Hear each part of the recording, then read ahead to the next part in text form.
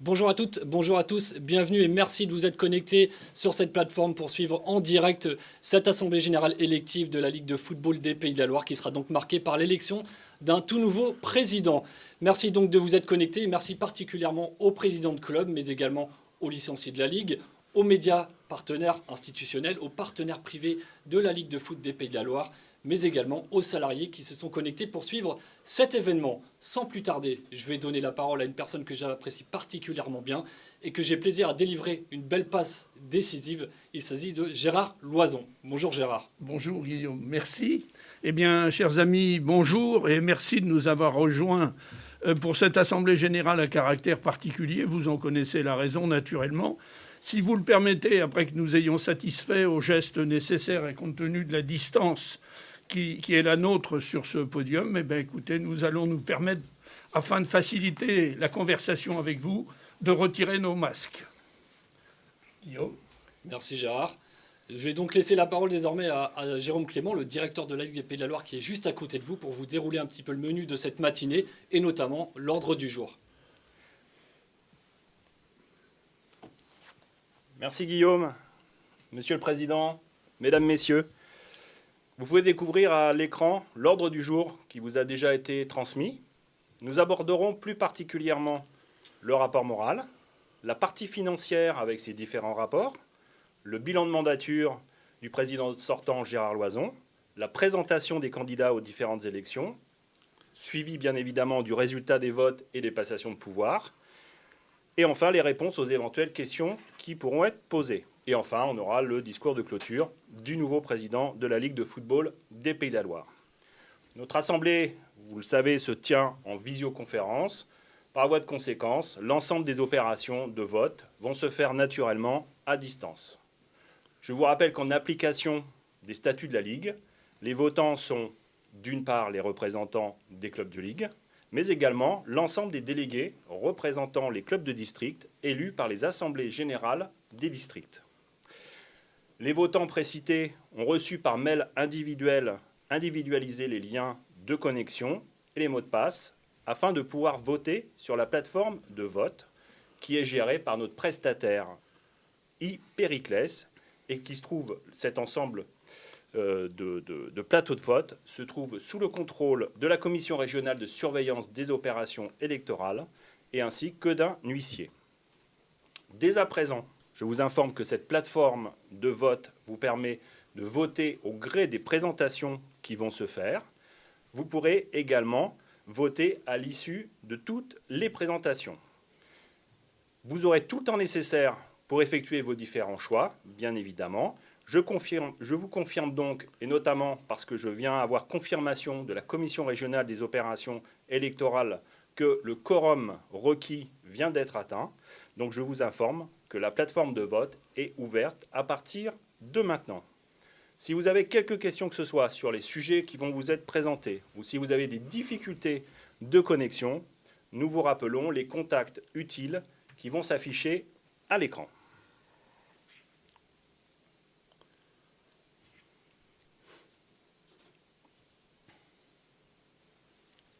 Parfait. Merci Jérôme. On va donc aborder et rentrer dans le vif du sujet avec, on l'a vu sur l'ordre du jour, le fameux rapport moral. Vous en avez l'habitude maintenant depuis quelques saisons.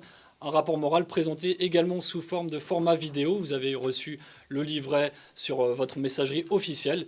Nous vous invitons désormais à regarder ce petit clip rapport moral et nous reviendrons dessus dans quelques instants avec Jacques Baudin, le secrétaire général des Pays de la Loire.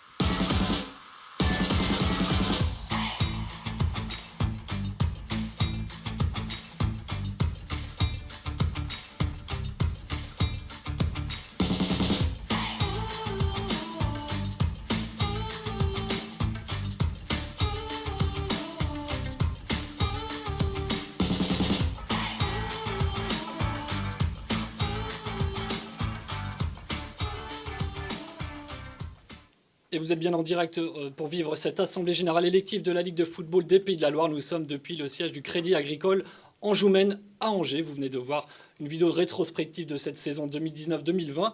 Pour en parler et pour rebondir dessus en guise de rapport moral, le secrétaire de la Ligue, Jacques Bodin, un mot sur cette petite vidéo. Déjà, la saison a commencé au mois d'août pour se terminer en juillet avec un contexte forcément particulier.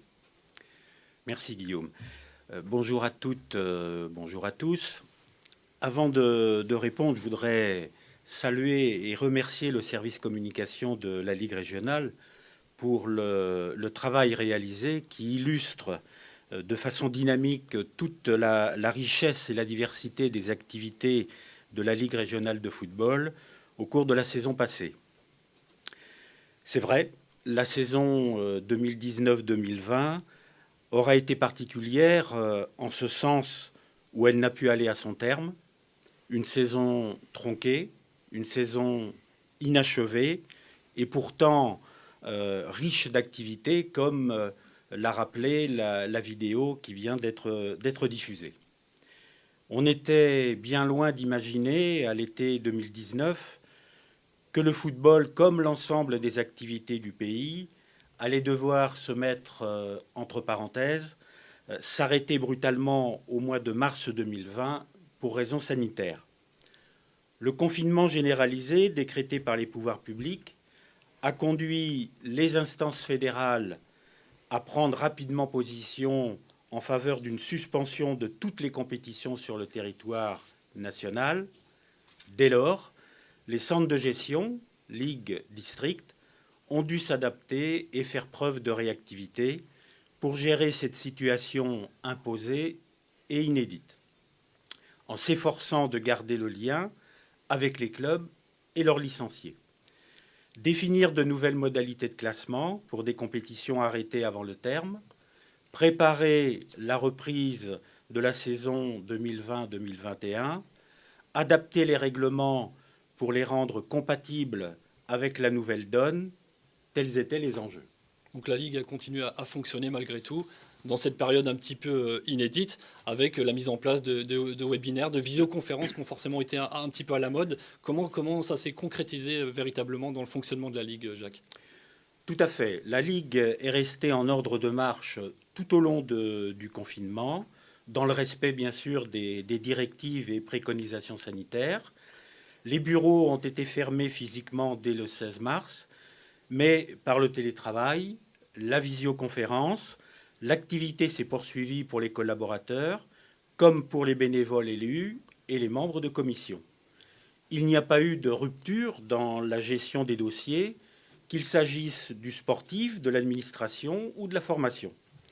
En matière de gouvernance, entre le mois de mars et la fin de juin 2020, 15 réunions de bureaux en visio ont été programmées, ainsi que 5 conseils de direction.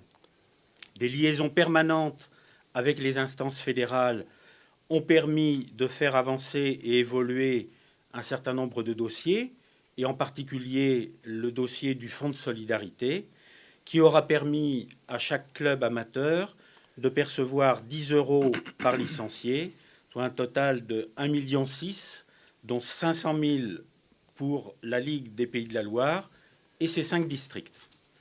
Le site en ligne de la Ligue a été un vecteur de choix pour garder le lien avec les clubs et répondre aux attentes. Une page Covid a été créée spécialement avec de nombreuses notes d'accompagnement.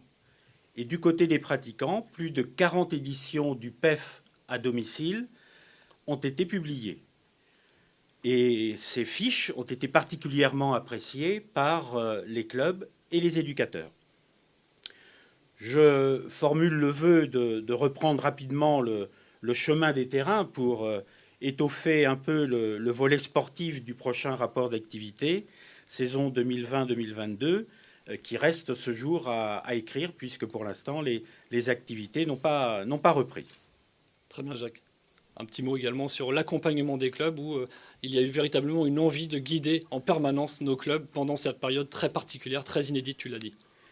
Voilà, en effet, avant même cette crise sanitaire, la Ligue s'est engagée dans cette voie, sous l'impulsion donc de son président, Gérard Loison, avec la création d'un poste dédié à l'accompagnement des clubs, sous la responsabilité de Laurent Idier.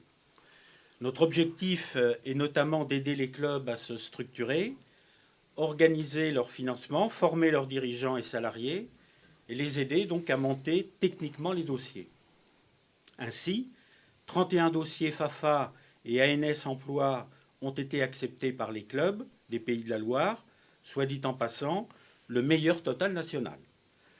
Sur les 2 dernières saisons, 95% des dossiers présentés ont été acceptés en commission fédérale. Autre illustration, en fin de saison 2019-2020, après un travail collaboratif avec des dirigeants de clubs, un nouveau guide de club a également été lancé. Un outil de plus au service des clubs. Et j'invite chacun, si ce n'est déjà fait, à visiter, bien entendu, cette possibilité, cet outil au service des clubs. Parfait. Merci beaucoup Jacques, en tout cas pour tes éléments de réponse, pour cet échange, pour illustrer ce rapport moral et cette saison particulière. Je t'invite à quitter donc le plateau, puisque nous allons désormais accueillir Christophe Lebuan pour la partie trésorier avec la finance et le budget prévisionnel. Merci Jacques, et on attend Christophe pour la prochaine étape. À tout de suite.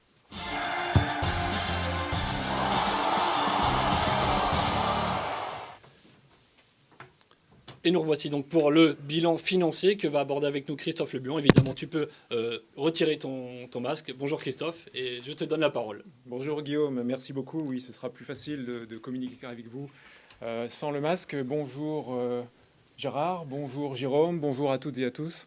Alors, comme habituellement, chaque année, donc, je vais vous présenter les comptes de la saison 2019-2020.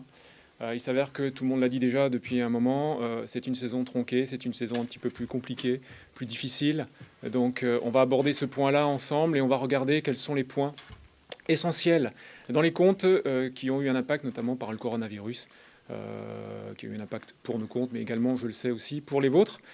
Alors on va commencer par l'étude du bilan. Le bilan, je vous le rappelle, tout simplement, le bilan c'est à une date arrêtée, donc au 30 juin, date d'arrêté de nos comptes, la situation du patrimoine et des dettes de la Ligue. Voilà, sur l'actif, premier pôle, l'actif immobilisé. Immobilisation corporelle, 2,8 millions, voilà, 3,1 millions l'année dernière. Une diminution tout à fait normale, puisque vous le constatez, vous le savez, le patrimoine immobilier et mobilier constitué de ces immobilisations. Ce sont les sites du Mans, ce sont les sites de Saint-Sébastien et tout le mobilier qui compose notre immobilier. Donc 2,8 millions contre 3,1 millions, c'est tout à fait logique. Comme vos voitures, chaque année, à l'Argus décotent, identiquement, comptablement, nous avons une réduction toute simple de notre immobilier. Sachez toutefois que cet immobilier a une valeur qui est bien supérieure à celle qui est indiquée au bilan, puisqu'elle est, à mon avis, déjà 2 fois supérieure. Immobilisation financière, une somme de 34 000 euros. Ce sont les avances que l'on fait aux clubs qui en font la demande et qui sont remboursées régulièrement. Donc c'est une somme plutôt modeste. Vous faites peu appel à la Ligue dans ces avances qu'on peut vous apporter pour vous aider temporairement dans votre gestion. Passons maintenant au stock et aux créances. Stock et créances, alors stock à zéro, alors c'est systématique, on le fait systématiquement chaque année, clairement.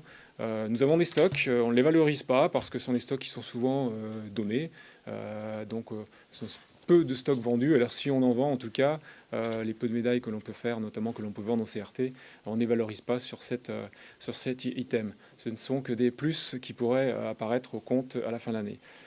Les créances, alors un certain nombre de créances qui sont tout à fait classiques, créances club, créances clients, créances FFF, peu de modifications par rapport aux années passées, juste peut-être un point sur les créances de la Fédération française de football. Sachez que ces créances sont au 30 juin des sommes qui sont dues à la Ligue. Ça veut dire quoi? C'est que parmi vous, certains clubs nous ont réglé probablement en juillet, le 2, le 3, le 4, le 5, mais à date du 30 juin, nous avez pas encore réglé, donc ce sont ces sommes qui sont dues. De même que pour les clients, ce sont les clients du CRT, des sommes et des factures qui ont été régularisées au mois de juillet, et créances FFF supérieures à l'an dernier, tout simplement parce que cette année, il y a eu un certain décalage des versements de la FFF, et notamment une subvention pour le pôle espoir de 100 000 qui n'avait pas été versée encore au 30 juin. Voilà principalement pour les créances. Continuons maintenant sur la trésorerie. C'est un point qui est relativement assez important. La trésorerie aujourd'hui, si on peut faire passer le slide, merci, voilà.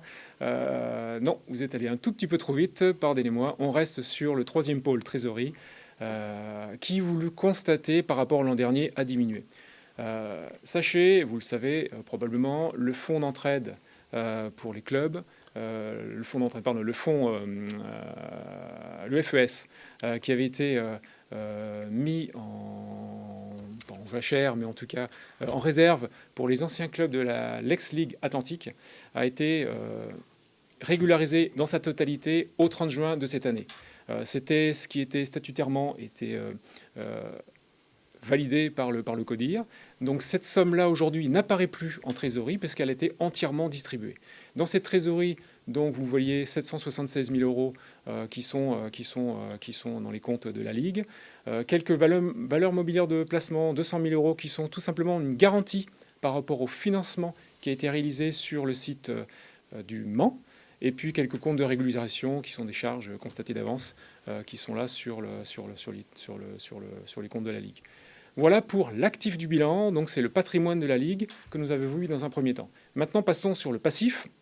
Passif, deux pôles essentiels. Les capitaux propres, où là, vous voyez nos fonds propres, 2 millions, quasiment 2,6 millions, identique à l'an dernier, puisque l'an dernier, nous avions un résultat quasiment à l'équilibre.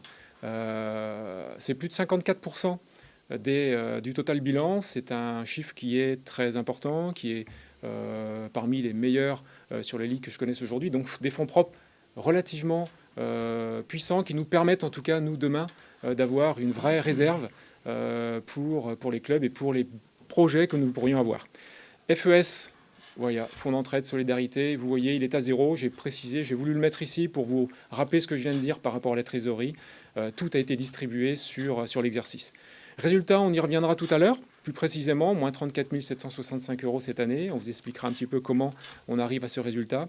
Et les provisions. Alors les provisions, ça c'est un sujet qui est important. On avait 200 000 euros de provisions l'an dernier, 675 000 cette année. Pourquoi ? Principalement parce que nous avions peu de travaux, fait peu de travaux l'an dernier. On a décidé cette année de provisionner un certain nombre de travaux, donc pour 110 000 euros, et notamment la mise aux normes, en normes handicapées au CRT, qui est une obligation pour nous. Et donc nous avons ces travaux à réaliser, donc on a provisionné cette somme immédiatement. Et puis une grosse part de ces provisions, qui représente un petit peu plus de 300 000 euros, tout simplement parce que vous le savez probablement, le COMEX de la Fédération française, le 4 juin dernier, avait décidé de distribuer à l'ensemble des clubs 10 euros par licencié. Dans ces 10 euros par licencié, il y avait 2 euros qui étaient à destination des ligues. Je rappelle aussi que les districts ont participé à ce fonds à hauteur de 1 euro par licencié. Donc ces 2 euros par licencié sont dans les provisions au 30 juin. Pourquoi dans les provisions au 30 juin ? Puisqu'on ne les avait pas encore distribuées et qu'au mois de juillet, août, cette somme a été distribuée. Je rappelle juste le process qui avait été fixé quand même par la fédération sur ce principe, c'est cette somme a été recréditée sur vos comptes ligues et du coup, c'est des prélèvements en moins que vous aviez en début de saison. Voilà le principe et l'ensemble des capitaux propres. Maintenant, sur l'endettement, je vais être assez rapide parce qu'il n'y a rien de bien différent par rapport aux années passées, des dettes fournisseurs, des dettes fiscales, des comptes courants des districts et de la FFF. C'est principalement d'ailleurs des comptes courants des districts. Donc, c'est des sommes qui sont je cherche mon mot, pardonnez-moi, à disposition, voilà, je le cherche, personne ne me l'a soufflé, je vous l'assure, voilà, je l'ai trouvé tout seul, à disposition des districts, à tout moment, ils ont cette somme qui peut être virée sur leur compte. Sur les emprunts, une baisse de l'ordre de 150 000 euros par rapport à l'an dernier, ça c'est important, d'ici 2-3 ans, nous n'aurons plus d'emprunts, et quand vous verrez tout à l'heure, quand vous voyez d'ailleurs les fonds propres, et le niveau d'endettement que nous avons, ça représente un gearing. Alors un gearing, c'est le niveau des dettes par rapport au total bilan, qui est à 12%. Quand on sait qu'aujourd'hui, un gearing à 100% est quelque chose de relativement raisonnable et atteignable, nous avons une capacité d'endettement qui est relativement importante au niveau de la Ligue. Voilà par rapport au bilan de la structure. Maintenant, attaquons-nous au compte de résultat. Le compte de résultat, qui est tout simplement la gestion des charges et des recettes tout au long de l'année, du 1er juillet 2019 au 30 juin 2020. Qu'est-ce qu'on peut dire sur ces éléments-là? Aujourd'hui, les licences, changement de club, cotisation, assurance, invalidité, légère baisse, 3,18%. On a à peu près 5 000 euros de licenciés en moins sur l'exercice. Le nombre de licenciés exact est à 167 443 au titre de l'exercice précédent. Voilà, donc c'est une baisse que l'on connaît tous, et vous connaissez probablement aussi dans vos clubs, sur lesquels il faudra être attentif et qui donne donc à peu près 3,9 millions de recettes sur la Ligue. Derrière, sur les subventions, il est important de préciser qu'il n'y a quasiment pas d'impact, notamment du coronavirus, de l'impact Covid. Donc on peut déjà féliciter et remercier également tous nos sponsors qui ont participé, qui ont été toujours présents parmi nous sur cet item. Et en l'occurrence, on est des montants qui sont exactement, quasiment similaires à l'an dernier, qui font que, de toute façon, ils ont été versés aussi avant Covid, mais il y a un vrai soutien, en tout cas, de nos sponsors. Activité du CRT, compétition, arbitrage, là vous le voyez, des fortes baisses, mais il n'y a pas eu de compétition, il y a eu beaucoup moins d'activité au CRT, donc c'est tout à fait logique. Vous verrez en contrepartie évidemment qu'il y a également moins de charges. Sur la formation, c'est important de le signaler, nous avons quasiment un niveau de formation qui est identique. Alors ce n'est pas un exploit, c'est qu'en fait on a beaucoup plus d'apprentis cette année, et si nous n'avions pas eu cette crise du Covid, on aurait pu exploser ce chiffre et être bien meilleur. Donc grâce au travail qui a été réalisé notamment par l'IR2F et notamment Didier Zor qui travaille beaucoup sur cet item, ça a un vrai impact qui est plus positif d'ailleurs sur l'exercice de cette année. Reprise sur les provisions, transfert de charges, peu de reprise sur provision puisqu'on n'avions pas fait de provision ou très peu l'an dernier. Donc à partir de là, il y a peu de reprise. Voilà principalement sur la provenance des ressources. Sur maintenant les utilisations de ces ressources, alors une grande partie effectivement est réalisée sur les salaires. Vous le constatez ici, on est à moins 6,38% sur les salaires.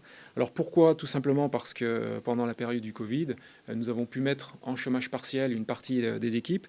Sachez que les non-cadres ont été en chômage partiel à 100% et pour les cadres en télétravail au départ, et une partie des cadres ont été mis en chômage partiel pendant cette période. Alors pour autant, ce gain d'ailleurs, on le verra sur le tableau suivant, qui est de l'ordre de 118 000 euros sur l'exercice. Nous avons, nous, Ligue, compensé les salaires pour que les collaborateurs puissent conserver les mêmes salaires tout au long de cette période, puisque vous le savez, l'État ne reversait pas en totalité les déperditions dans le cas du chômage partiel. Aujourd'hui, c'est 43,17 ETP, donc équivalent temps plein, donc c'est contre 45,2 l'année dernière. Donc voilà quelques éléments. Amortissement et charges, gestion courante, effectivement, ça a fortement augmenté. Alors dedans, vous avez évidemment les provisions pour l'aide au club qui a été réalisée au mois d'août, donc c'est normal que cela progresse. Sur les compétitions et arbitrages, vous voyez sur les redevances districts, on est équivalent sur l'exercice, c'est-à-dire que c'est aussi en fonction, il y a un certain nombre de baisses de licences, mais pour les districts, ça a été compensé par une augmentation notamment des contrats d'objectifs, donc qui fait que la compensation était totalement équilibrée sur l'exercice. Un bel effort sur les déplacements mission réception, c'est normal puisque évidemment nous avons beaucoup télétravaillé, beaucoup échangé en visio. Donc je pense que d'ailleurs la visio est devenue maintenant un vrai réflexe auprès de tous et il faut qu'on continue en ce sens et qu'on continue à travailler pour réduire ces frais qui sont un travail au quotidien pour nos exercices. Restauration, hôtellerie, donc une baisse CRT, c'est normal puisque l'activité était moindre sur les ressources. Automatiquement, il y a moins de charges également en contrepartie, même si les charges fixes sont souvent un petit peu supérieures lorsque l'on ne travaille pas. Subventions, publicité divers, il y a une baisse. Sachez toutefois que sur cet item, les subventions sur le football en milieu scolaire sont passées de 184 à 176 000 euros. Donc on a maintenu notre aide sur ce foot, donc sur le foot en milieu scolaire. Donc Au final, un résultat qui est négatif de 34 000 euros. Alors sur l'écran suivant, vous voyez l'analyse de la variation de ce résultat. Ça, c'est important. C'est pourquoi on est arrivé à ce résultat final.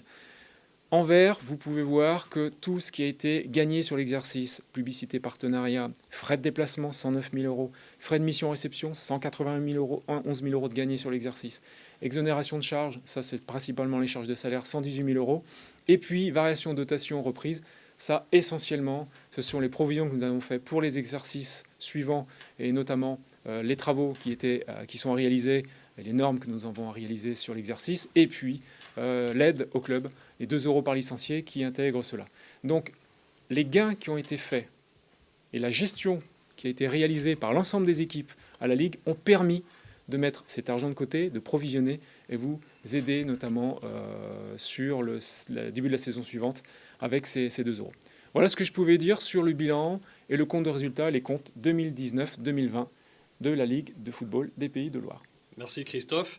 On va donc aborder dans quelques instants le budget prévisionnel, mais avant cela, une petite vidéo. Une petite vidéo de notre cher ami commissaire aux comptes Patrick Messu qui va vous présenter ses rapports. Monsieur le Président, Mesdames, Messieurs, les membres de l'association de la Ligue de football des Pays de la Loire. En exécution de la mission qui m'a été confiée par votre Assemblée générale, j'ai effectué l'audit des comptes annuels de l'association relatifs à l'exercice clos le 30 juin 2020. Tels qu'ils sont joints au présent rapport et tels qu'ils viennent de vous être présentés. Ces comptes ont été arrêtés par le comité de direction le 6 octobre 2020 sur la base des éléments disponibles à cette date dans un contexte évolutif de crise sanitaire liée au Covid-19.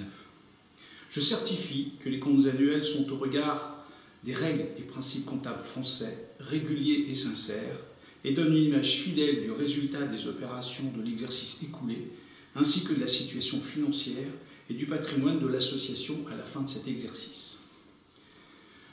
Comme depuis quelques années, je vous ferai grâce de la fin de mon rapport, que vous connaissez par cœur puisqu'il s'agit d'une formule juridique. Je vous laisse donc vous y reporter dans le cadre des documents qui vous ont déjà été transmis. Je dois vous présenter dans le cadre de mes fonctions un rapport également sur les conventions réglementées au sein de la Ligue des Pays de la Loire de football. En ma qualité de commissaire aux comptes de votre association, je vous présente mon rapport sur les conventions réglementées. Il m'appartient de vous communiquer, sur la base des informations qui m'ont été communiquées, les caractéristiques et les modalités essentielles des conventions dont j'ai été avisé ou que j'aurais découvertes à l'occasion de ma mission, sans avoir à me prononcer sur leur utilité et leur bien-fondé, ni à rechercher l'existence d'autres conventions. Il vous appartient, selon les termes de l'article R 612-6 du Code de commerce, d'apprécier l'intérêt qui s'attachait à la conclusion de ces conventions en vue de leur approbation. J'ai mis en œuvre des diligences que j'ai estimées nécessaires au regard de la doctrine professionnelle de la Compagnie nationale des commissaires aux comptes relative à cette mission. Je vous informe qu'il ne m'a pas été donné avis d'aucune convention intervenue au cours de l'exercice écoulé à soumettre à l'approbation de l'Assemblée générale en application de l'article L 612-5 du Code de commerce. Je vous remercie de votre attention. Bonne Assemblée générale. Vous êtes en direct de l'Assemblée générale de la Ligue de football des Pays de la Loire et donc nous abordions la partie financière avec Christophe Lebuan. Le bilan financier a été fait, désormais le budget prévisionnel. Je te redonne la parole Christophe. Merci Guillaume. Alors le budget prévisionnel, c'était un exercice, alors cette année, c'était un exercice qui était relativement difficile. Nous devons, statutairement, aujourd'hui, réaliser un budget prévisionnel en début de saison. C'est ce qui a été fait, il a été validé par nos instances, par le CODIR. Nous l'avons fait en début de saison sur des niveaux d'information qui n'étaient pas celles que l'on a aujourd'hui, évidemment, puisque, comme vous le savez, une deuxième vague est arrivée par là et a remis en cause ce budget prévisionnel. La problématique, c'est que ce budget prévisionnel, il est remis en cause chaque mois, chaque semaine. Donc c'est compliqué de l'analyser. Et en tout cas, je pense que ça n'aurait pas de sens de travailler et de vous présenter et de vous d'échanger sur ce budget prévisionnel, puisqu'aujourd'hui, il est devenu caduc. Donc ce que je peux vous dire quand même, et ce qui est le plus important, c'est que on a et on veut garder cette gestion en bon père de famille, comme on le fait depuis des années maintenant. C'est notre premier objectif. Et le deuxième objectif, il est de se dire, demain, si jamais on garde cette gestion en bon père de famille, si on gère les charges comme on le fait depuis des années, l'objectif est de se dire, en fin de saison, on veut pouvoir réussir à obtenir suffisamment d'argent pour vous aider en fin de saison, tout simplement. Chaque mois, la commission finance se réunit. Chaque mois, on regarde l'évolution des comptes. Chaque mois, on regarde l'évolution de la trésorerie. Et c'est à partir de là qu'on réadapte et qu'on corrige les événements que l'on peut avoir à venir, les charges que l'on peut avoir à venir pour maximiser les résultats, minimiser les charges et pouvoir en fin de saison vous dire, comme on l'a fait cette année, vous remettre les 2 € par licencié. On a pu le faire parce que la gestion a été optimum pendant la période du premier confinement. Donc voilà comment on réagit, comment on travaille sur cet item. Alors ce que on vous propose collégialement, c'est d'affecter le résultat 2019-2020 donc de 34 765 € au fonds propre de la Ligue dans sa totalité. Alors je le sais, Jérôme l'a dit tout à l'heure, on viendra au vote et à la validation de tout cela en fin de séance. Donc voilà ce que je pouvais vous dire, en tout cas moi, sur les éléments comptables, sur le budget prévisionnel. Je suis vraiment désolé de ne pas pouvoir aller plus loin sur ces éléments-là. Mais c'est compliqué aujourd'hui, et vous le savez très bien, puisque je pense que vous êtes exactement dans la même situation. Alors avant juste de te repasser la parole, Guillaume, Je t'en prie. juste un petit mot quand même, parce que c'est aujourd'hui pour moi la dernière présentation en AG. C'est aussi un petit pincement au cœur, je suis assez ému pour ne rien vous cacher. J'aurais aimé, parce que j'ai vraiment adoré participer à ces 2 mandats, aux côtés de Alain Durand, aux côtés de Gérard Loison, Didier Ezor. C'était vraiment hyper sympathique. Je suis vraiment désolé de ne pas être parmi vous aujourd'hui, de pouvoir éventuellement partager un moment un peu différent. J'ai décidé effectivement moi-même de ne pas repartir parce que j'ai d'autres instances et d'autres engagements. Et aujourd'hui, je pense sincèrement qu'il faut un trésorier général qui soit à 100% pleinement sur l'activité pour pouvoir répondre au mieux à vos besoins. En tout cas, je voulais remercier tous les membres du CODIR. Je voudrais remercier aussi tous les clubs, tous les présidents de clubs que j'ai pu croiser ces dernières années pendant ces assemblées générales. Et puis, assurez-vous, j'ai mon fils qui joue à Vertou, donc je vais encore passer sur les terrains de foot et je vais croiser certains d'entre vous. Donc voilà, je veux dire un grand merci. Ça a été un plaisir et il y a beaucoup d'émotions, en tout cas, dans cette dernière aujourd'hui. Ça se Voilà, ressent tout simplement. forcément. On te Merci. remercie en tout cas, Christophe. Merci. Et je pense que Jérôme et Gérard aussi sûr. te saluent évidemment. Merci à toi pour ton investissement. Et c'était une chouette rencontre. Tu sais où se trouve la Ligue. On est Oui, je voisins. sais, oui, On est j'ai pas très encore, loin. le code pour rentrer pour l'instant. Merci. On peut l'applaudir effectivement. Merci à toi Christophe. Je t'invite à quitter le plateau et merci pour cette présentation financière et budgétaire. Et nous allons accueillir dans quelques instants, dans quelques secondes même, Didier Ezor, président de la Ligue des Pays de la Loire, qui va nous rejoindre sur le plateau. Merci.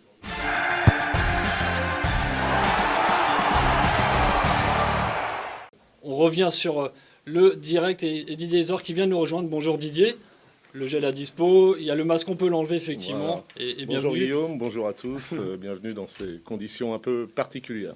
Avec un bilan de mandature que va nous faire dans quelques instants notre président actuel Gérard Loison, un moment forcément historique après des décennies d'investissement pour le football. Gérard Loison, je te refais une passe décisive et je m'excuse de t'avoir tutoyé, je crois que c'est la première fois que je te Bon, mais tutoie. tu peux, il n'y a aucun souci, je te l'ai déjà demandé depuis longtemps. Je te donne la parole Gérard. Merci Guillaume. Alors, avant d'attaquer mon propos, je voudrais moi aussi remercier très chaleureusement Christophe pour l'œuvre qu'il a accomplie au cours de ses 2 mandats à la trésorerie, le remercier pour la qualité de ses travaux et puis pour la confiance qu'il nous a apportée et qu'il vous a apportée. Merci Christophe, et ce n'est peut-être qu'un au revoir. T'es jeune encore et le football aura sûrement besoin de toi un jour. Alors, si vous le permettez, je vais rebonjour à toutes et à tous. Je voudrais saluer quelques personnalités qui nous ont rejoints. Je voudrais parler de Roselyne Bachelot pour le conseil régional, Anne Cordier pour le CROSS, Marion Debouche pour la direction régionale et Vincent Nolorgue, le vice-président de la LFA, que j'ai le plaisir à accueillir à distance. Ce sont des personnes avec lesquelles on a des relations permanentes dans le cadre de nos activités. Alors rassurez-vous, je ne ferai pas un rappel systématique de tout ce qui a été fait pendant les 4 ans. Je ferai un survol. Et je voulais vous dire qu'avec la fusion-absorption de la Ligue du Maine par la Ligue Atlantique en septembre 2017, la Ligue de football des Pays de la Loire achève en ce jour du 19 décembre sa première mandature. Même si la période est particulière, il faut plus penser à l'avenir qu'au passé. Il me paraît important, à l'occasion de cet AG et à la fin de ma période de responsabilité, de vous rappeler quelle était notre mission. C'était réunir 2 territoires en une seule entité commune, en respectant, si possible, les différences de culture, d'organisation, de fonctionnement. C'était la gageure du nouveau comité. Les valeurs aussi que nous avions mises en avant pour y parvenir, le respect mutuel entre tous les acteurs du foot en général, le travail collectif et de partage entre les diverses entités et les clubs, l'éducation autour du football comme moyen de développement et l'épanouissement de l'individu au travers du plaisir procuré par l'activité de tous, avec naturellement au cœur de nos préoccupations la pratique sous toutes ses formes, les pratiquantes et les pratiquants, et les clubs sans lesquels rien ne se fait. Je crois pouvoir dire, alors c'est sans doute pas moi le mieux placé, mais je crois pouvoir dire, sans crainte d'être démenti, que pour l'essentiel, nous avons réussi, notre ligue est en ordre de marche. C'est ainsi que les règlements ont été uniformisés, quelquefois avec difficulté. Je pense notamment à tous ceux concernant l'arbitrage, mais la tâche était ardue. Les compétitions, telles que la fédération nous l'avait demandé, ont été mises en œuvre pour toutes les pratiques et pour toutes les catégories. Il reste sans doute, mais heureusement, à opérer, notamment chez les jeunes, des évolutions. Je pense que ça se fera dans le temps. Nous sommes, ça a déjà été signalé dans le rapport moral, mais nous sommes aussi fiers de la création de notre service dédié à l'accompagnement des clubs, qui a été développé sous la responsabilité de Laurent Idier, que vous connaissez bien maintenant. Désormais, toutes les problématiques peuvent être traitées, projets club, investissements divers, équipement, emploi, montage de dossiers, etc. D'ailleurs, il est vraisemblable qu'à l'initiative de la LFA, ce service d'accompagnement sera mis en œuvre dans d'autres ligues et dans d'autres organisations. La féminisation, un peu ralentie par les temps qui courent, se poursuivait sur un bon rythme, tant du point de vue des pratiquantes que des encadrantes et des encadrants. La mise en œuvre des pratiques nouvelles avait été largement entamée. Futsal, bien maltraité aujourd'hui, poursuivait sa progression avant la crise. Et Christophe vient de vous en faire état. Nos finances ont été maîtrisées, et vous l'avez noté, sans augmentation de prestations sur la mandature. Notre cohérence collective a été maintenue, même si en quelques circonstances, elle pouvait être mise à mal. Vous le voyez, tout cela n'a pas toujours été facile, loin s'en faut, mais notre sens de l'intérêt général l'a toujours emporté. C'est pourquoi, dans ce cadre, je voudrais remercier mes collègues du CODIR pour la confiance qu'ils m'ont toujours apportée, les présidents de district que j'ai toujours souhaité associer de très près à toutes nos activités, remercier également les membres de commission dans leur ensemble pour leur investissement extrêmement important pour certains et la qualité de leurs travaux. Remercier naturellement, mais je leur ai dit déjà, pour la qualité de la relation que nous avons eue et leur excellence, les salariés de la Ligue, et particulièrement les 2 directeurs, Jérôme Clément et Lionel Duclos, et tous les collaborateurs sans exception. Remercier aussi ceux que j'avais l'habitude d'aller rencontrer le dimanche après-midi, mais qu'on ne peut plus voir désormais, puisque les vestiaires doivent être assez peu fréquentés, puis qu'ils ne le sont plus du tout. Les arbitres, donc, dont la tâche est particulièrement difficile par les temps qui courent, et les éducateurs pour leur investissement, y compris pendant cette période de folie. Et puis, particulièrement, des remerciements pour vous, mesdames et messieurs, les présidentes et présidents des clubs et vos collaborateurs. Allez vous rendre visite à l'occasion des matchs, de remise de labels, de récompenses, ou tout simplement pour échanger avec vous, a toujours été pour moi une source de plaisir et de découverte. Vous avez largement permis le renouvellement permanent de mon stock d'énergie et de plaisir. Merci du fond du cœur pour les moments que vous m'avez permis de vivre en votre compagnie. Rassurez-vous, je n'ai d'ailleurs pas l'intention d'arrêter, je continuerai à vous rendre visite. À l'heure de cesser d'exercer mes responsabilités, permettez-moi de vous dire que j'ai été heureux et fier de conduire les premiers temps de cette nouvelle et belle Ligue de football des Pays de la Loire, sous la conduite avisée de ceux qui vont prendre la relève et à qui je souhaite bon courage et bonne chance. Je ne doute pas du bel avenir qui vous attend. Merci pour tout. Au revoir. Vive la Ligue de football des Pays de la Loire. Vive le football! On l'attendait, cette belle phrase de chute. Vous avez l'habitude de nous faire à chaque fois. Merci Gérard, en tout cas, pour vos propos. Jérôme et Didier, nul doute que vous avez envie de rebondir sur également ce petit propos de Gérard en bilan de mandature. Et un moment marquant et historique quand même pour un tel homme. Voilà, je voulais dire d'abord que c'est aussi un grand moment, mais il ne faut jamais oublier l'humilité de Gérard, cet homme qui a eu un parcours extraordinaire dans le football, qui a été au service du football, qui a été au service de tous les clubs, et avec une humilité, voilà, qui fait vraiment toute sa force. Merci. Jérôme, un petit mot également ça. Au nom de l'ensemble des collaborateurs de la Ligue, forcément un petit peu d'émotion aujourd'hui, mais Gérard, c'est le président dont on rêve tous d'avoir.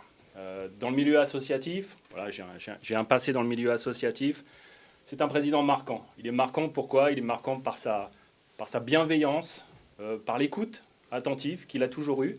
C'est aussi un président qui a su toujours prendre ses responsabilités, les assumer quand il le fallait. Et pour nous tous, je dis bien nous tous, l'ensemble des collaborateurs de la Ligue, c'est notre président.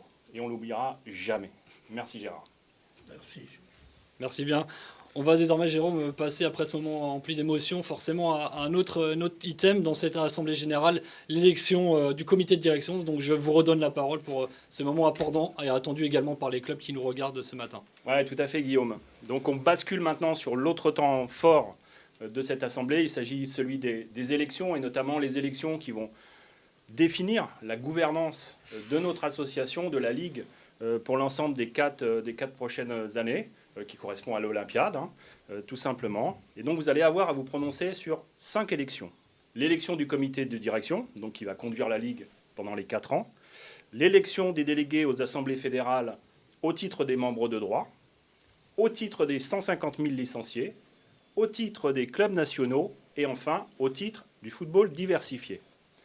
Je vous rappelle que l'ensemble des candidatures aux diverses élections ont bien évidemment été contrôlées, validées par la Commission régionale de surveillance des opérations électorales. On va commencer, donc comme il se doit, par l'élection du comité de direction et pour laquelle une liste est présentée à votre suffrage.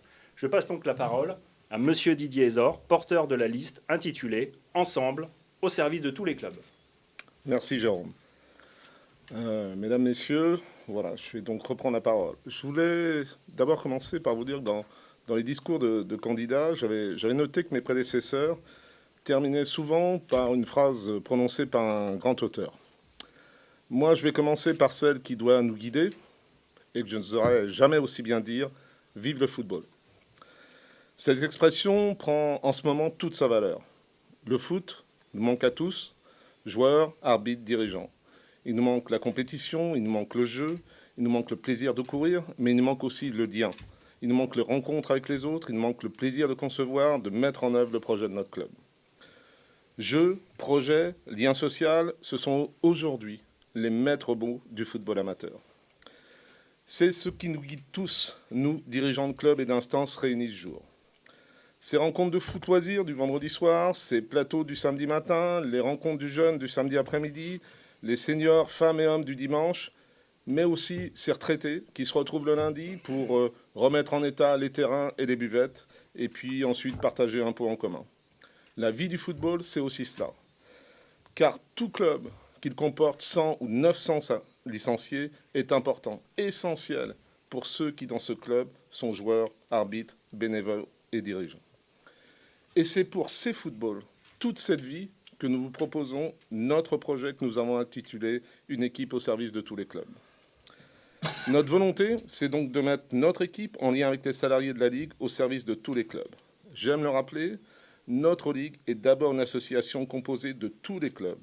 Et donc, nous nous devons de répondre en lien avec les districts aux demandes de tous. Notre équipe, renouvelée à 50%, est composée de personnalités d'expérience avec des missions précises, et dont 50% sont encore en activité dans leur club. Notre projet, matérialisé sur un terrain de football, vous a été communiqué, et je vais donc insister sur 3 points. Premier point, et Gérard l'a rappelé, le projet dont il est le plus fier, peut-être, au-delà de la fusion réussie, c'est l'accompagnement des clubs. Nous continuerons à mettre en place un pôle d'accompagnement des clubs. Nous souhaitons, en lien avec les districts, aider les clubs à initier, mettre en œuvre et suivre leur projet club. Vous le savez, c'est la base de votre club, aussi bien au niveau sportif, éducatif qu'associatif. Ce projet nous semble aussi important pour un club d'une centaine de licenciés dans une zone rurale que pour un club urbain de 600 licenciés.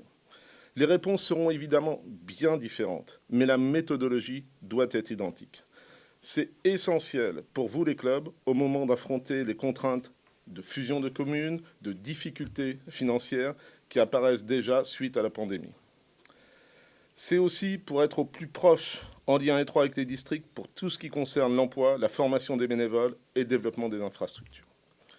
Deuxième point sur lequel je voulais insister, c'est la responsabilité sociétale du football.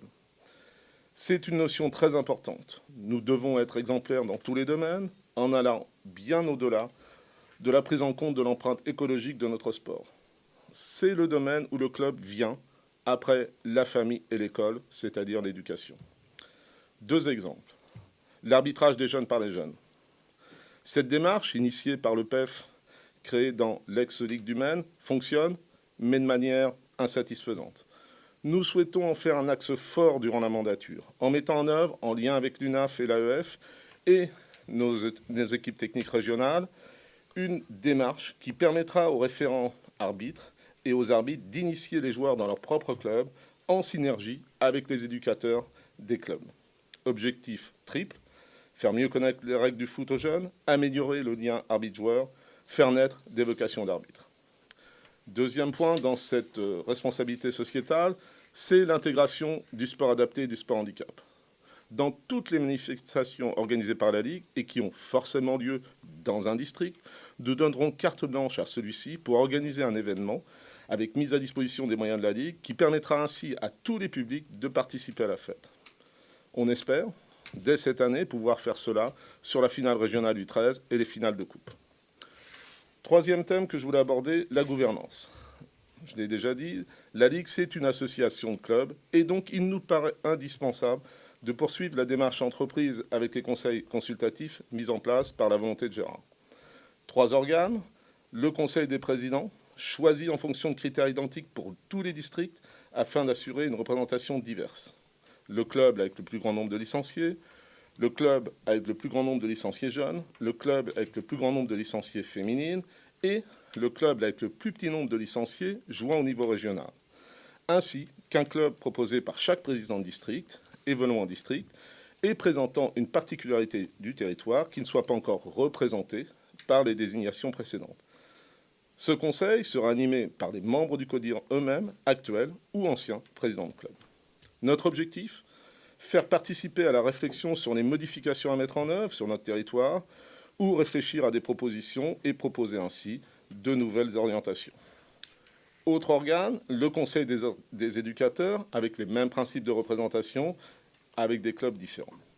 La responsabilité en a été confiée à Jacques Amard, le représentant des éducateurs. Ces 2 organes ont un rôle consultatif important, mais bien évidemment, les décisions restent du ressort du CODIR et de l'AG. Troisième organe qu'on va mettre en place, c'est un conseil des jeunes que nous réunirons 2 fois par an avec un licencié choisi dans chaque club du conseil des présidents afin d'harmoniser les déplacements. Notre objectif, écouter leurs souhaits sur le football dans notre territoire et puis mettre en place un projet fédérateur initié par ce conseil des jeunes. J'aurai l'occasion d'y revenir tout à l'heure. Ceci se rajoute notre volonté de coordonner encore mieux nos actions ligue et district en réunissant régulièrement nos bureaux et en abordant ensemble des sujets transverses. Après, donc, avoir abordé l'accompagnement des clubs, la gouvernance, dernier point, ce qui est quand même notre cœur de métier, les compétitions. Si on peut être satisfait globalement de nos championnats R1, R2 de manière générale, se pose la question aujourd'hui sur les championnats R3 seniors, R2 féminines et R3 jeunes. Il faut donc envisager de mieux satisfaire les pratiquants, de prendre en compte les notions de jeu, de déplacement et de contraintes.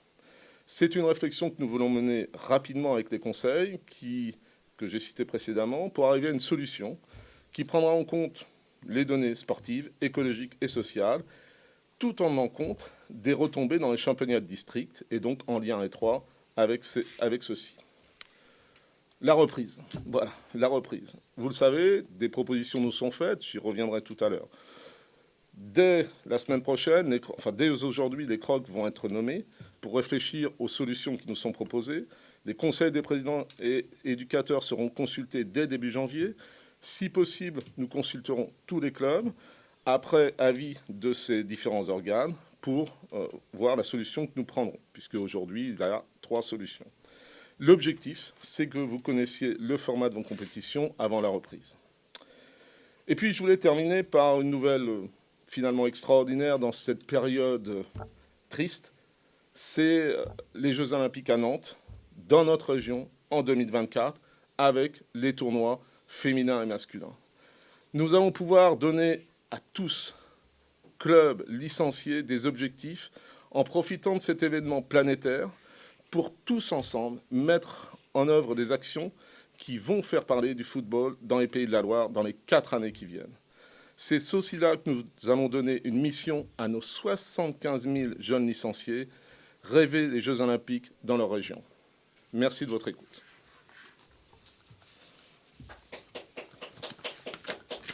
Merci Didier pour ce mot. Jérôme Clément, je vous redonne la parole pour passer à l'étape suivante et merci pour cette présentation très complète. Merci Guillaume, merci Didier. Je vais maintenant vous présenter les différents candidats aux élections des délégués aux assemblées fédérales. Et donc la première qui se présente à nous, donc c'est celle au titre des membres de droit. Donc sont donc candidats M. Ezor, accompagné de M. Durand, M. Ribro, accompagné de Mme Boudère. Au titre des districts, pour le district de Loire-Atlantique, M. Martin, avec son binôme M. Moulet. Pour le district du Maine-et-Loire, M. Cornec et M. Amar. Pour le district de la Mayenne, M. Potier et M. Chauvel. Pour le district de la Sarthe, M. Plouze et M. Sepcha. Et enfin, pour le district de la Vendée, M. Gazot et M. Burgot. Passons maintenant avec la présentation des délégués aux assemblées fédérales au titre des 150 000 licenciés. Sont candidats M. Gau et M. Baudin, M. Cousin et M. Junot, M. Perrault et M. Augereau. Passons maintenant avec la présentation des délégués aux assemblées fédérales au titre des clubs nationaux seniors libres. Je tiens à vous préciser au préalable que M. Barbary, qui se présente en binôme avec M. Gauthier, ont été proposés par leur père suite à une réunion des clubs nationaux qui s'est déroulée il y a quelques semaines. Vous l'avez peut-être suivi. Donc M. Barbary et M. Gauthier. Et enfin, la dernière élection, c'est l'élection des délégués aux assemblées fédérales au titre du football diversifié. Et donc candidat, M. Charence avec M. Denis. Voilà. Nous en avons maintenant fini avec l'ensemble des présentations, et puis des présentations réglementaires, statutaires, le rapport moral, le rapport financier, etc.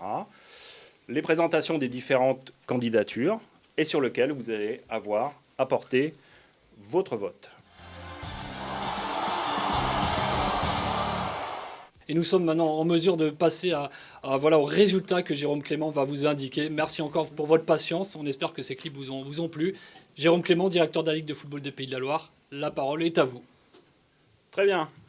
Donc passons maintenant aux résultats. Donc je vais dérouler l'intégralité des votes qui vous étaient soumis.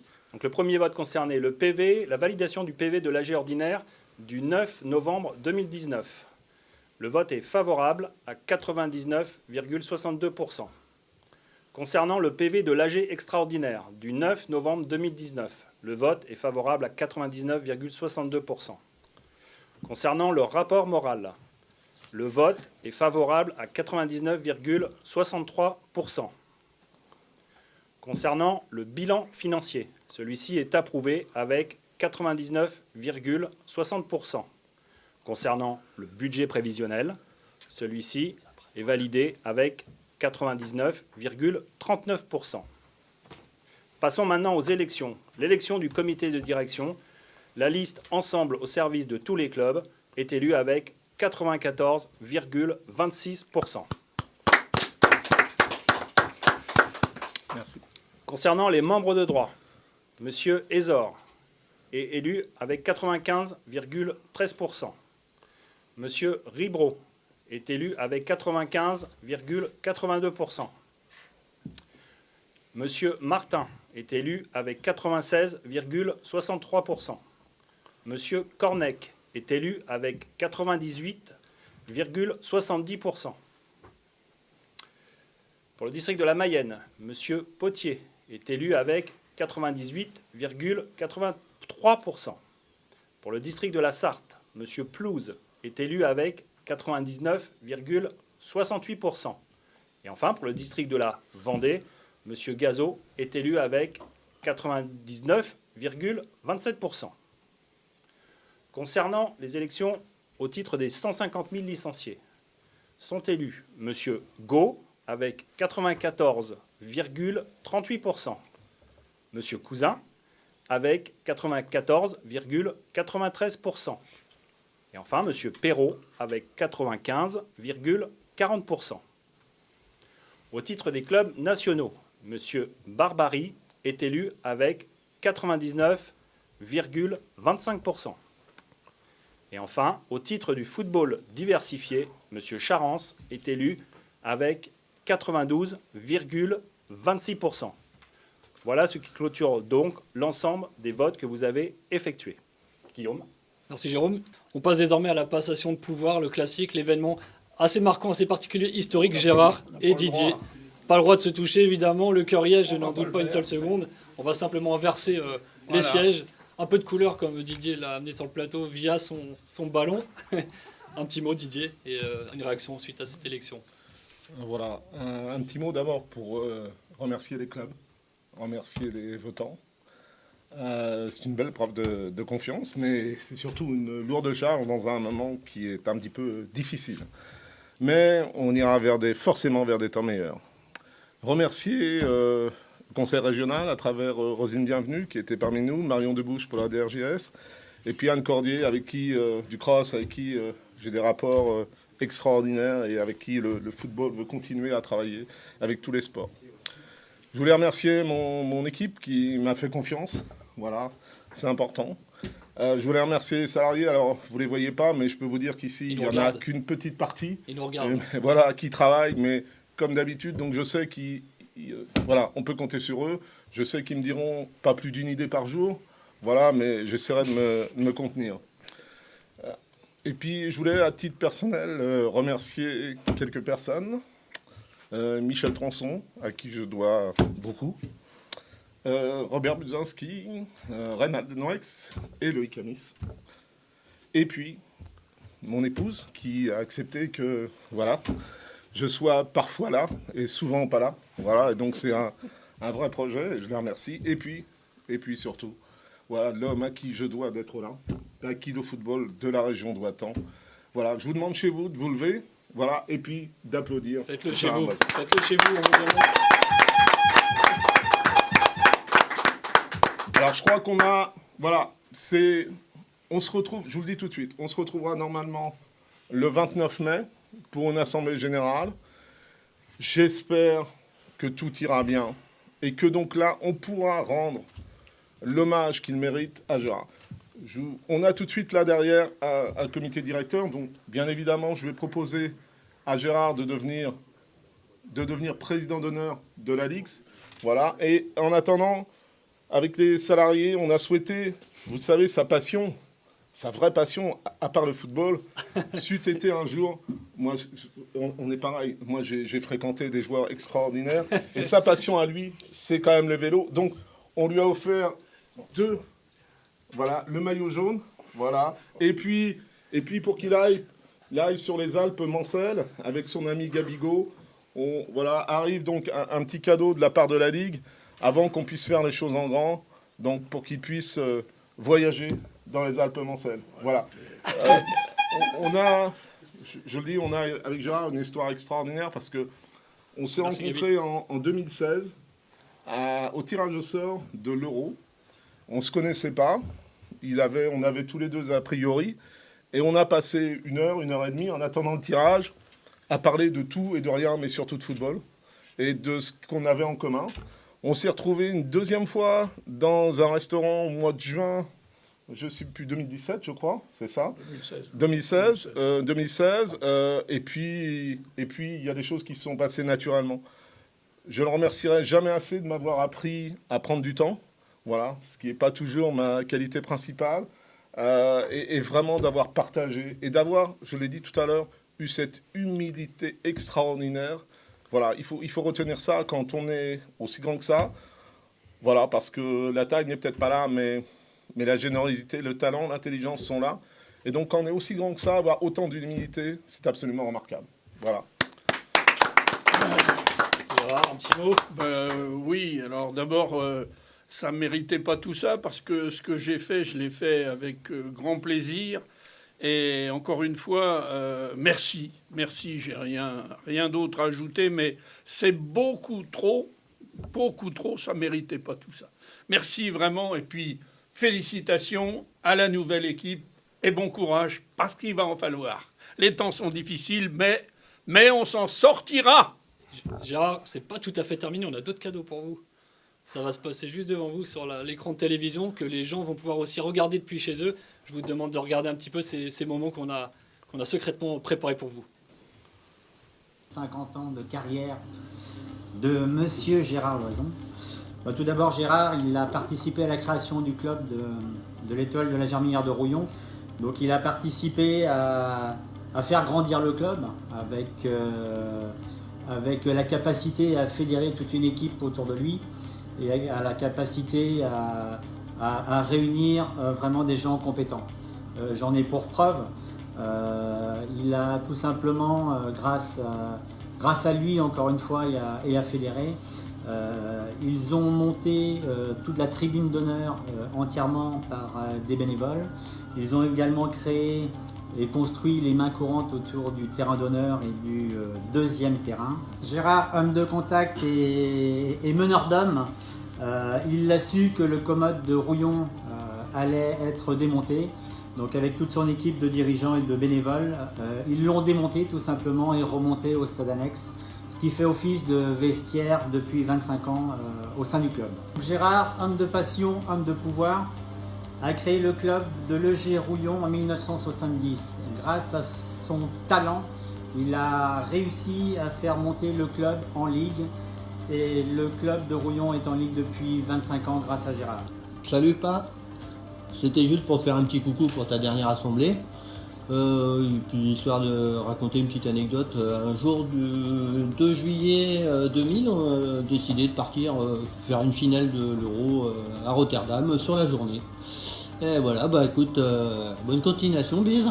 Donc un petit coucou Gérard. Donc ce que je voudrais aujourd'hui, c'est avant tout féliciter ce passionné de sport pour son parcours depuis les 30 dernières années passé avec lui.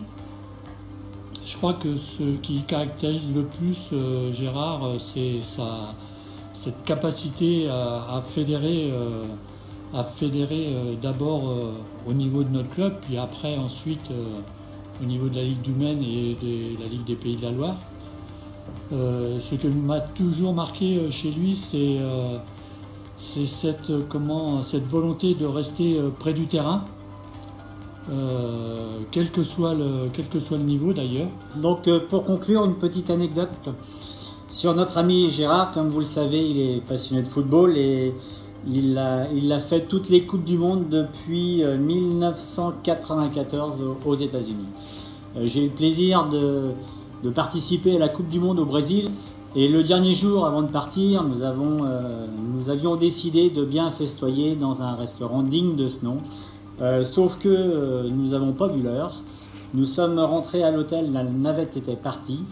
Et donc nous avons dû prendre un taxi en urgence pour rentrer de toute vitesse à l'aéroport. Voilà. Merci Gérard. Longue vie à toi et à très bientôt sur le terrain de foot de Rouillon. Voilà, une belle séquence, beau moment d'émotion, Gérard, avec des personnes que vous connaissez parfaitement bien. Oui. Je ne vais pas forcément vous demander de réagir parce que je sens qu'il y a beaucoup d'émotions. On a quand même une deuxième surprise, c'est les fêtes de fin d'année. L'instant Noël Le Graët, c'est maintenant, c'est pour vous. Mon cher Gérard, j'ai le privilège de te connaître depuis pas mal d'années parce que tu es dans le foot depuis très longtemps. Tu as été à tous les postes. Président de club, bien évidemment. La Ligue du Maine pendant longtemps, avec beaucoup de talent. Et puis la réunification, tu présides aujourd'hui en ayant fait la paix, parce que c'est jamais facile dans l'ensemble du football. Tu présides avec talent cette nouvelle ligue. Et puis aussi, ce que ne savent peut-être pas les gens, je me demande si tu as raté une Coupe du Monde. Je t'ai vu partout, sur toutes les Coupes du Monde auxquelles j'ai pu assister avec ton épouse. Je crois que ça fait partie de tes voyages organisés et tu aimais bien être présent à toutes les rencontres de nos équipes nationales. Mais surtout, tu es un homme de grande qualité, qui inspire confiance, qui donne confiance, parce que tu es humain, tu écoutes les gens, tu as réussi à créer autour de toi une amitié très très forte. J'ai été reçu tout le temps avec une grande gentillesse de ta part. Lorsque nos équipes allaient jouer au Mans, nos équipes nationales, tu étais toujours présent à l'arrivée, pendant, au départ, et toujours gentil, et surtout aimable, et surtout très professionnel. Tu as une carrière exemplaire, chacun prend un moment ses décisions. Tu aurais certainement pu continuer, mais tu as décidé d'arrêter. Je voulais, au nom de la fédération, d'abord te confirmer le respect profond que j'ai pour toi et ton épouse, qui est souvent avec toi. Et je crois que tu as la sagesse peut-être d'arrêter, parce que tu as eu envie. Mais en tout cas, au nom de l'ensemble du football, pas seulement de ta ligue, de la Fédération française de football dans son ensemble, j'aimerais te dire un grand merci. Et tu sais qu'on aura l'occasion de se revoir pour en parler de vive voix. Encore une fois, merci. Travaille bien, parce que c'est pas encore fini. Il y a encore quelques dossiers sous le coude. Merci beaucoup. Ouais, nous voici en direct avec ce beau moment, ces belles déclarations à votre égard, Gérard Loison. Nul doute que vous auriez préféré partager un moment plus collégial avec beaucoup de présidents de club lors d'une assemblée générale classique. Cela dit, on espère que ces différentes marques d'affection, ces cadeaux vous font plaisir et j'en ai aucun doute. C'est au-delà de ce que je pouvais imaginer. L'intervention de mes collègues du club, évidemment, va droit au cœur, mais celle du président aussi, parce que chacun sait que je l'ai toujours bien apprécié pour ce qu'il a fait pour la Fédération française et pour le football amateur d'une manière générale. Mais en tout cas, c'est à vous que je dois ces moments de bonheur. Merci à vous tous et à vous toutes pour ce que vous avez fait là à l'occasion de cette Assemblée générale. Et félicitations à vous pour la manière dont vous avez préparé et conduit avec tous ces professionnels cette belle manifestation. C'était un grand plaisir pour nous en tout cas. Merci pour votre bienveillance et votre Merci. gentillesse. Gérard, Didier Zor, je vous redonne la main, nouveau président de la Ligue de football des Pays de la Loire, pour aborder différents thèmes sur cette fin d'Assemblée générale. Voilà. Je voulais, parce que j'ai oublié de le faire, remercier aussi le Crédit Agricole, puisque dans ces temps difficiles, nous a prêté ses locaux et ce studio, l'équipe qui est là et qui travaille remarquablement bien. Voilà, il y avait aussi donc des sociétés qui étaient derrière pour toute la gestion des votes électroniques. Voilà, je voulais remercier. Crédit Agricole est toujours avec le football Et ça, c'est extrêmement important de compter sur un partenaire depuis aussi longtemps. Voilà, on va affronter maintenant donc voilà, le contexte de la pandémie. Comme vous le savez, en fait, aujourd'hui, donc, le COMEX a pris 2 grandes décisions. Une sur la Coupe de France, donc un format avec côte à côte les amateurs et les professionnels pour se retrouver au niveau des 16e de finale. Donc le cadre est fixé, reste là à connaître la date à laquelle on va pouvoir repartir, sachant que nous, il nous reste à faire 2 5e tours, je crois, et le 6e tour. Voilà, donc en fonction de ça, en fonction des dates auxquelles on va pouvoir recommencer à jouer, et ça, nul ne le sait, voilà, donc ça, c'est la problématique. Deuxième élément, c'est les championnats. Donc la fédération a proposé 2 solutions qui sont à choisir par chaque territoire. Donc quand on dit chaque territoire, chaque ligue et chaque district en fonction de son contexte. Voilà, il y a donc 2 solutions. La première solution, c'est donc de mener les championnats tels qu'ils sont jusqu'au moment où on peut les mener et ensuite d'appliquer la règle du quotient. La deuxième solution, c'est de faire finir la première phase et à partir de cette première phase, faire un groupe d'accession et un groupe de maintien. Nous allons dès tout de suite nous réunir le CODIR, nouveau CODIR, pour nommer les commissions régionales d'organisation des compétitions pour qu'elles se penchent techniquement sur ce dossier en examinant les solutions.